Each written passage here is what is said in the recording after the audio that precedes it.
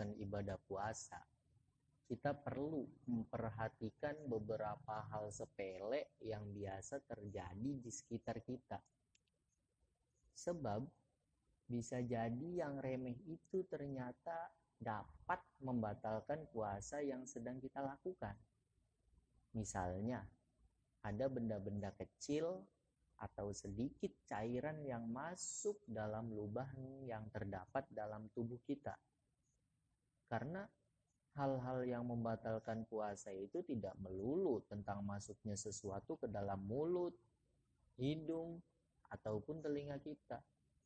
Lubang alat kelamin dan lubang anus pun penting menjadi perhatian agar tidak ada sesuatu yang masuk dari lubang-lubang tersebut. Nah, berbicara tentang jauf yang artinya lubang tubuh, ada pertanyaan yang kadang mencuat di masyarakat. Jadi pertanyaannya, apakah kentut dalam air dapat membatalkan puasa? Karena begini, seseorang yang kentut sudah pasti dia mengeluarkan angin. Nah, di saat angin ini keluar, sudah dipastikan juga anus akan terbuka, lubang anus akan terbuka. Dan ini ada kemungkinan ketika dia kentut dalam air, ada air yang masuk ke bagian dalam anus. Sebab bagian dalam anusnya terbuka saat kentut. Begitu. Sehingga ada pertanyaan, apakah kentut dalam air dapat membatalkan puasa? Nah, sebelum menjawab kasus itu, ada keterangan dalam kitab Hasyiatul Bujairomi, qauluhu dukhulu torofi usbu'ain wa mithluhu ghaitun kharaja minhu wa lam yanfasil summa domma duburahu wa dakhala syai'un minhu ila dakhili duburihi haitsu tahaqqaqa dukhulu syai'in minhu ba'da buruzihi li'annahu kharaja min ma'iddatihi ma'a adami hajatin ila dommi duburihi. Kesimpulan dalam keterangan ini adalah di antara hal yang membatalkan puasa adalah memasukkan ujung jari ke bagian dalam anus. Dan di antaranya lagi adalah sebagian tai yang sudah keluar kemudian masuk kembali ke bagian dalam anus. Jadi kasusnya itu ada seseorang yang BAB ya, sedang buang air besar, mengeluarkan tai gitu. Kemudian di tengah-tengah dia proses mengeluarkan tai dan tai itu belum terlepas dari anusnya, masih bersambung gitu, dia menghentikan prosesi ngisingnya. Dan ada sebagian tai yang sudah keluar dari bagian dalam anus kembali masuk ke bagian dalam anus. Nah, ini bisa membatalkan puasa.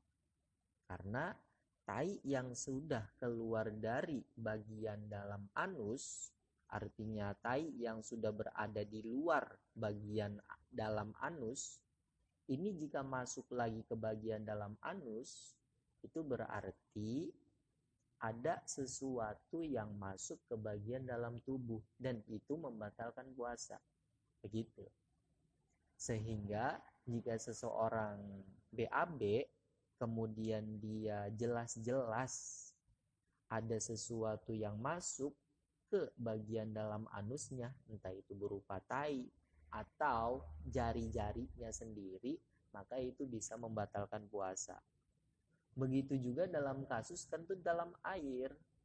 Jika memang seseorang jelas-jelas merasa setelah kentut ada air yang masuk ke bagian dalam anusnya, maka itu membatalkan puasa. Tapi jika tidak merasa adanya air yang masuk ke dalam bagian dalam anusnya, maka itu tidak membatalkan puasa. Nah, kalau bagian dalam anus, kemudian bagian luar anus itu yang mana? Dalam keterangan kitab lain itu, bagian dalam anus adalah bagian yang tidak wajib dibasuh ketika cebok. Kalau bagian luar anus adalah bagian yang wajib dibasuh ketika cebok. Nah, itu nanti bisa diketahui ketika kita jongkok. Bagian yang tampak, ya, bagian yang tampak dari dubur kita, dari anus kita, itu dinamakan bagian luar. Tapi bagian yang tidak tampak itu dihukumi bagian dalam. Begitu. Dan ini juga sekaligus sebagai penjelas terhadap masalah-masalah ketika seseorang bersentuhan dengan air. Semisal mandi atau wudhu gitu ya. Ketika ada aktivitas kita yang bersentuhan dengan air, maka dipilah.